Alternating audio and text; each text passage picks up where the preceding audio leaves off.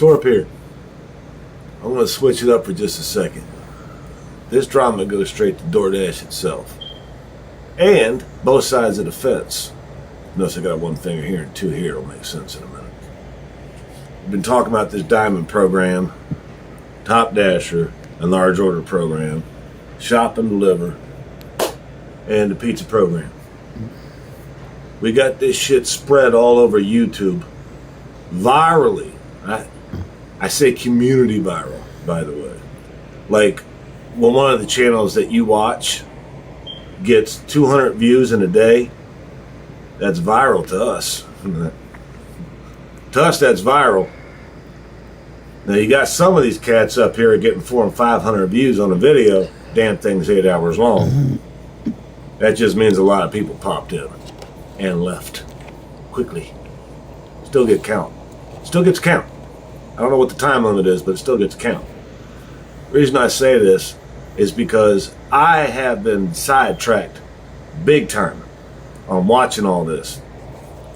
I originally came into this here community because I am doing it myself. I haven't talked about acceptance rate, ratings, large order program, diamond program, pizza program, none of that. I haven't talked about that shit in probably a month, maybe 2 at this point, because I've had my head wrapped around all the drama that's going on, you know where. And what I mean by you know where is Mr. Flex, all right? He can't mention my name no more. We all know he's butthurt. That ain't no big deal to me. I'm not gloating about that. But it's funny how the only thing he talks about is how mad he is at somebody else, or why he don't want them on his channel. He lost focus. Because when I first met Mr. Flex, the only thing he talked about was, you know, it was how to do this and how to do that. He was making sense because he knows what he's doing. Well, I bet y'all thought I was going to say he didn't. Well, see, that was another cat on his channel, some cherry guy.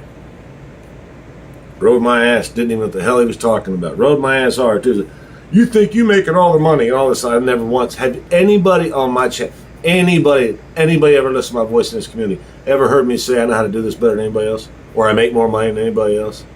And I sure the hell ain't ever threatened to have my way with anybody's wife. You see, that's what I got out of Flex's channel. That's the only thing that's ever come out of it for me, ever since I got involved with it. The worst day I ever had was when I actually went on a Flex Live. If I would have just stayed out of the Flex Live, I'd still be watching them. That day's come and over. I'm not watching Mr. Flex's Live anymore. Way too toxic, way too negative. It has absolutely nothing to do with the gig economy, except for what some of his panel talk about from time to time when they're not chewing each other's heads off or talking about sports or fishing. I don't know. Hey man, to each his own. I had no idea I was walking into a beehive like that. But it's in my nature.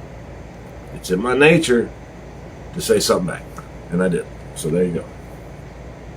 What I'm getting at though is that the diamond program, what's this chick's name? It is Sarah Elizabeth. Man, she brought up a good question. And this is the title of it. She did one of them things where you vote.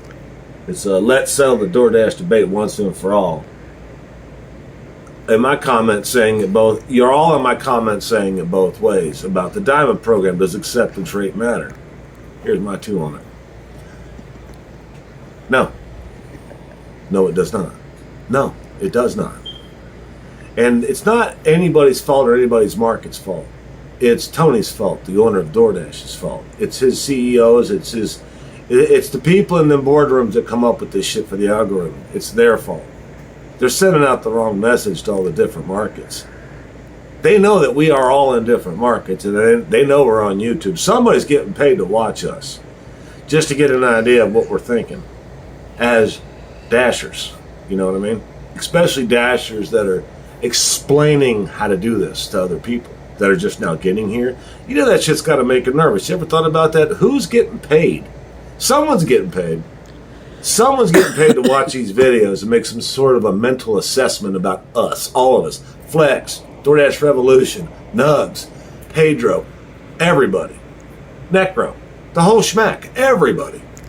Every last one of us that are making comments, videos, or any type of shorts. They're watching that shit. They're trying to get an idea of how to make that algorithm work to their benefit. All we're doing is giving them firepower for it. Because you got one half and one half the other. You got Sensei Deliveries talking about keeping it above 90%. He's making bank. Pedro, he's making bank. Cherry picker. Flex, he's making bank. Large order program. See, each one of us are doing it a different way in a different market, and we're all seeing different results than the other one is. And then we have this argument. We have this animosity amongst each other about who's got it right, who's got it wrong. You know what I mean? Who's got it right? Cherry picker for life. Keep that accepted trade up. Top dasher for life. That shit's the only thing that's the core of all these videos. All of them. I mean, you pick your poison on which channel you want to watch. Any of them. All of them. DoorDash knows this. And what are they doing? They keep on changing it. There is no way we're going to catch up with what they're doing because they're watching us. They're feeding off of us. And of course, I'm sure the shareholders are saying, hey, by law, Tony has to try to make a profit. He does. Look that shit up, man. You'll see what I'm talking about. By law, Tony has to try to make a profit for his shareholders. So if he gives us an extra 25 cents an order, he could very well lose his spot in the market. His shareholders could pull out. Hell, he could even get sued. Or whatever works on the stock exchange. That would be backwards of what he's supposed to be doing. It's the stockholders first. The shareholders are first, not the drivers. I'm sure they do what they can for us, though. Let's be honest. Because they keep on telling me I'm going to get half pay if the order's not there. Or if it's canceled. I always end up with 3/4 pay. Once in a great while, I get the whole pay anyway. I'm sure that that's not by design. I'm sure that's because they know that a dasher's going to give up. And they're looking at those ratings. The customer ratings, I believe. And the completion rate. That's what I believe. That's me, though. That's not across the board, obviously. But you see, I'm on the Diamond program. And the Diamond program to me is a push. Because if you take a lot of crap, then it's at that point. You know at some point one of them big boys is going to roll out on you and you've never seen it before. Like, how much for how far? It's showing $17.50 for one item going 4 miles. Yeah, you just busted ass for an hour straight pulling a bunch of 375s and 475s for 1 mile and 2 mile, driving you nuts because the merchant sucked. And you know the drop off, potential bad customer rating because it was late or it was cold or they're just miserable human beings. Am I wrong? So that's where I'm getting. It's a push.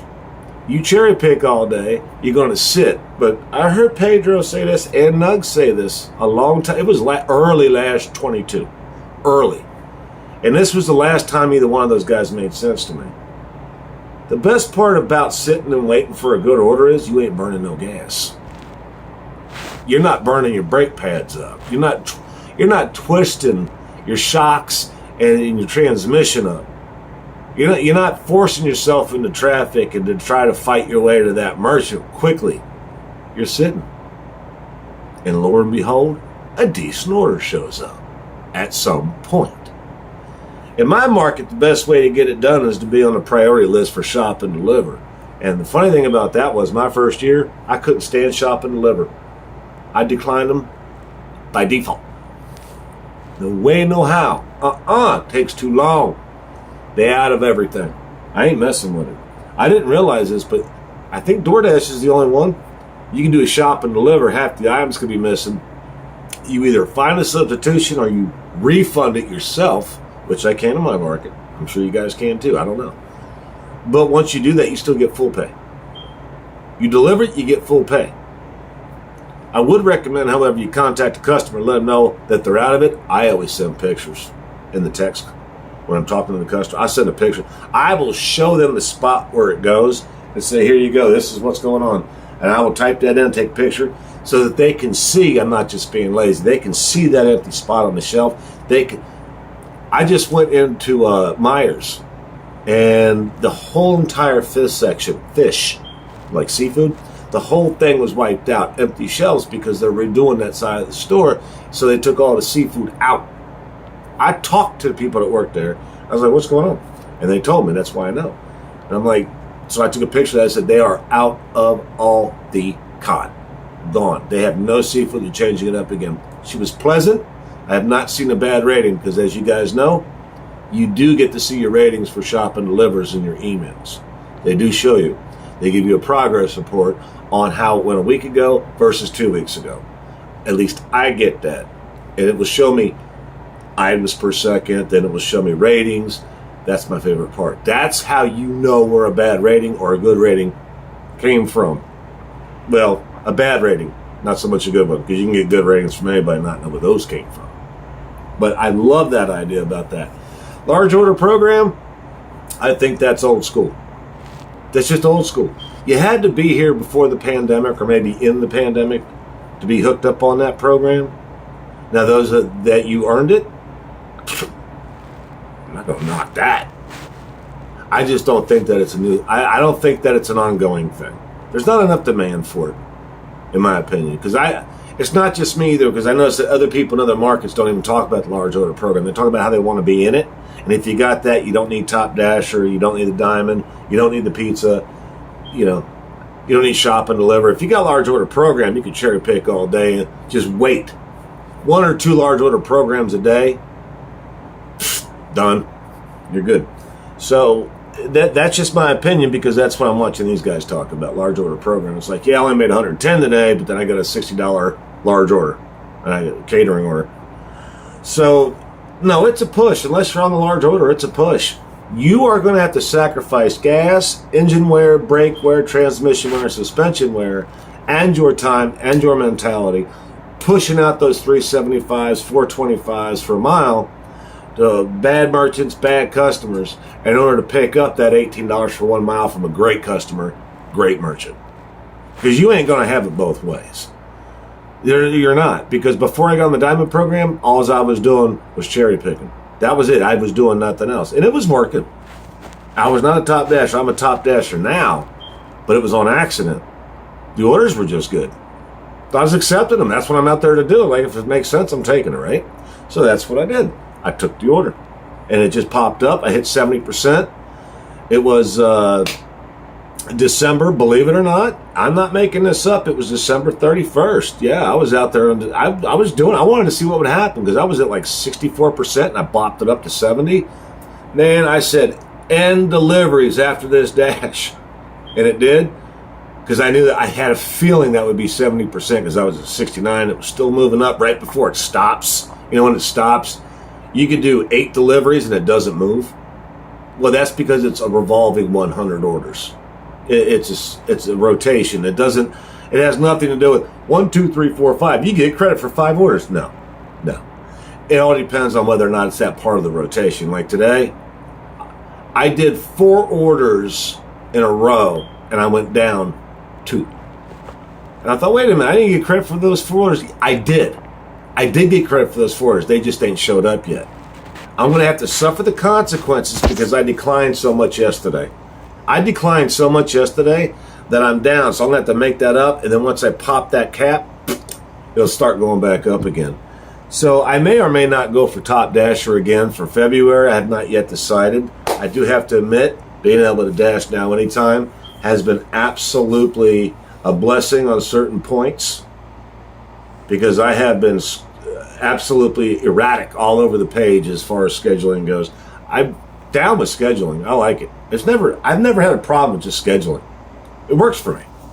So, but yeah, it's kind of ironic that I got Top Dasher for January and I actually need it this month. I don't know. Somebody up there likes me, I guess. I don't know. So yeah, I'd say it's a push, guys. You got to take a lot of crap orders to get those really bangers, but then if you even it out, I think it's a push. Because it's the same way either way. You're going to burn your car up and you're going to make no money. You know what I mean? Taking the crap. But then you get that one big banger and you're like, yeah! It's like, yeah, but what did you have to do to get that damn thing? So I mean, I'd be getting bangers for 3 days in a row. It's like, yeah, wait till the next day. And you're going to be driving around for free. I don't know, man. I'd rather be sitting in the parking lot. I would. I was happier just sitting in the parking lot waiting for the bangers. I wasn't burning no gas. I wasn't burning anything. I was enjoying my summer. I was still making my money at the same hours at the end of the day. That's what kills me. They make you think that you're getting something special when in fact they just even it out, but they give you that little reward with the diamond or high paying, and it is a high payment. It's like $18.75, $22.75, 2 miles, maybe 2 items shop and deliver, maybe 1 bag from Chick-fil-A. I'm like, hell yeah, I want to keep this. And then you pay for it later. Eventually you're going to pay for it. Hell, I've even seen Sin City Deliveries do that. He took a lot of crap. There's a reason why Sin City Deliveries ain't at 100%. Of course, he's also making money off his content on YouTube, so he's going to take some of that crap to prove a point. And good on him for doing it. It's just like where I thought Flex was going. I thought Flex was chill and down to earth. I thought Mr. Flex had game. All his Flex has got his 2 left feet and a big mouth. That's all right, man. That's on him. It ain't my problem no more. I learned my lesson. Uncle, I learned my lesson. Some of those cats, which is a shame, some of those cats on this panel are really cool dudes. They are really cool dudes. There's a couple of them that are pretty cool dudes. I ain't going to mention the names. I'm over it. They with him. They going to be with him. They will not devise from him. They will stay the course regardless, because if they're not on that panel at night, they don't feel like human beings. They don't feel important. They don't feel special. They don't feel warranted to be on DoorDash, and they feel like the Mr. Flex's channel is the next big thing. So, and maybe it is. Maybe he gets 10 million views a video someday. I won't be here for it. There ain't no damn way. I'll be retired by then. I'll be the one fishing while Mr. Flex is getting 10 million views a video. I don't give a shit about that. And for the money those guys are getting paid to stay up for 8 hours blowing each other's mind, they can keep their money. I'd rather be dashing than making money on Mr. Flex's live. It's just saying. That's nuts. But that's their nuts. It ain't my nuts. I ain't judging their nuts. That come out funny, didn't it? The truth of the matter is, though, to each his own, man. But I am over the hypocrisy of Mr. Flex. I'm over the judgmental side of him, where he hears what he wants to hear, he sees what he wants to see, and he chooses to believe what he wants to believe. Even the worst of the worst will sometimes listen to the opposite side and see just what it is they're saying so that they can make an educated decision. He don't care. He don't care about educated decisions. He cares about what he thinks and what he's going to portray onto his panel. His panel is what's important to him, nothing else. It's not about truth, it's not about lies, it's about what those guys want, and he's going to give it to them. And I get that. I understand that, man. He's running what appears to be a pretty decent show. The only problem with the show is, I'm not going to call it clowns. It's like a circus. It's more like it's a party. It's a party. But it's alcohol-free beer. Because every time you drink a beer on Mr. Flex's Live, they give you shit for it. And even if they get high, but they give everybody shit for drinking. It's just bizarre. It's just bizarre to me. And then they start making fun of people's wives, and they start making sexual comments, and then they call everybody else for being assholes. I'm like, wow, you guys are so sweet and wonderful and gentle. You're such perfect human beings. But yet you're calling everybody else out for having a beer. I mean, I never said anything about anybody's wife, but my wife she gets called out because I'm on Flex's Live, so there you go. Yeah, that's pretty mature, guys. All right? Anyway, I'm done with Mr. Flex. I just wanted to shoot the shit about the ins and outs of the AR and a little bit of the drama at once and kill that. So, hope you guys enjoyed this. If you didn't, I know who you are. If you did, I'll see you in the comments. TORP out.